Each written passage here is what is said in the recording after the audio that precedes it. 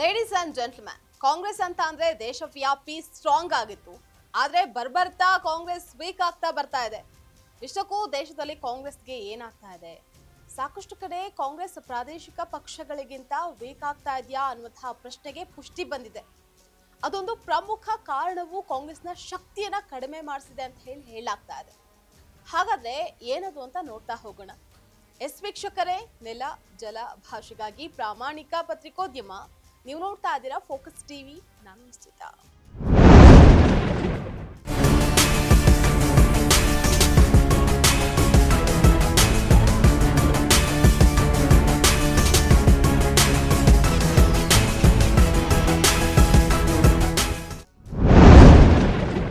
ಸ್ವಾತಂತ್ರ್ಯ ಪೂರ್ವದಲ್ಲಿ ಸ್ಥಾಪನೆಯಾದಂತಹ ಕಾಂಗ್ರೆಸ್ ತನ್ನದೇ ಆದಂತಹ ಮಹತ್ವವನ್ನ ಹೊಂದಿತ್ತು.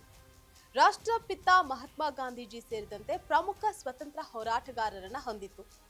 ದೇಶಕ್ಕೆ ಸ್ವಾತಂತ್ರ್ಯ ತಂದುಕೊಟ್ಟಿರುವಂತಹ ಪಕ್ಷ ಅನ್ನುವಂತಹ ಹೆಗ್ಗಳಿಕೆಗೂ ಕಾಂಗ್ರೆಸ್ ಪಕ್ಷ ಪಾತ್ರವಾಗಿತ್ತು. ಆದ್ರೆ ಇಂತಹ ಹಿರಿಮೆ ಗರಿಮೆ ಇದ್ದಂತಹ ಪಕ್ಷ ಬರ್ಬರ್ತಾ ಬಡವಾಗ್ತಾ ಇರೋದಾದ್ರೂ ಯಾಕೆ?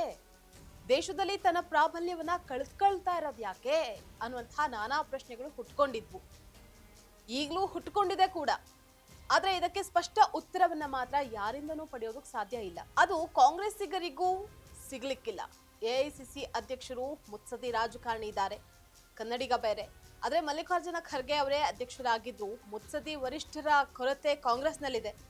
ಇದು ಕಾಂಗ್ರೆಸ್ ಪಕ್ಷ ದೇಶವ್ಯಾಪಿ ವೀಕ್ ಆಗೋದಕ್ಕೆ ಒಂದು ಕಾರಣ ಅಂತ ಹೇಳಬಹುದು.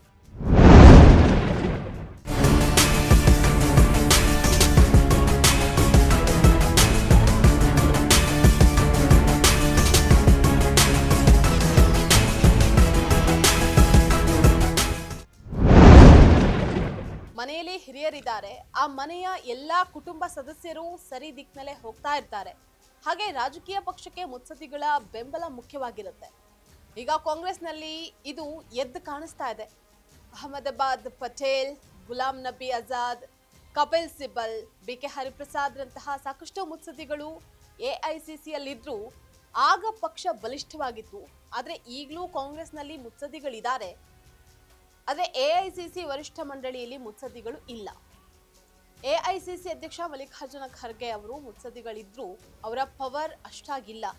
ಎಲ್ಲವೂ ನಿರ್ಧಾರವನ್ನ ಕೈಗೊಳ್ಳುವಂತಹದ್ದು ರಾಹುಲ್ ಗಾಂಧಿ, ಪ್ರಿಯಾಂಕಾ ಗಾಂಧಿ ವಾದ್ರಾ. ಮುತ್ಸದ್ದಿ ವರಿಷ್ಠರ ಕೊರತೆ ಸಾಕಷ್ಟಿದೆ.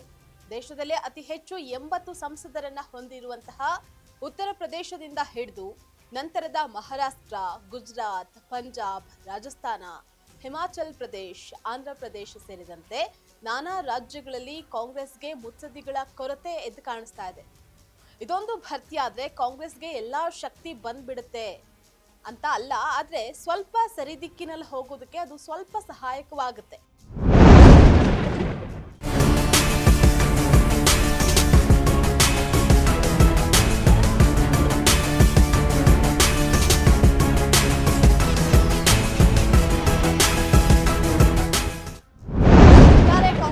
ಸಾಕಷ್ಟು ನಾಯಕರಿದ್ರೂ ಸಹ ಮುತ್ಸದ್ದಿಗಳ ಕೊರತೆ ಸರಿದೂಗಿಸಬೇಕಾಗಿದೆ. ಇನ್ನಾದ್ರೂ ಕಾಂಗ್ರೆಸ್ ನಾಯಕರು ಇದನ್ನ ಸರಿ ಮಾಡುವತ್ತ ಚಿತ್ತವನ್ನ ಹರಿಸ್ತಾರಾ? ಪಕ್ಷಕ್ಕೆ ಮಾರ್ಗದರ್ಶಕರ ನೇಮಕ ಮಾಡೋದಕ್ಕೆ ಕ್ರಮವನ್ನ ವಹಿಸ್ತಾರಾ ಅನ್ನುವಂತಹದ್ದೇ ಸದ್ಯದ ಪ್ರಶ್ನೆ. ಇದಾಗಿತ್ತು ಇವತ್ತಿನ ಫೋಕಸ್ ಸ್ಪೆಷಲ್ ಸ್ಟೋರಿ. ನೆಲ ಜಲ ಭಾಷೆಗಾಗಿ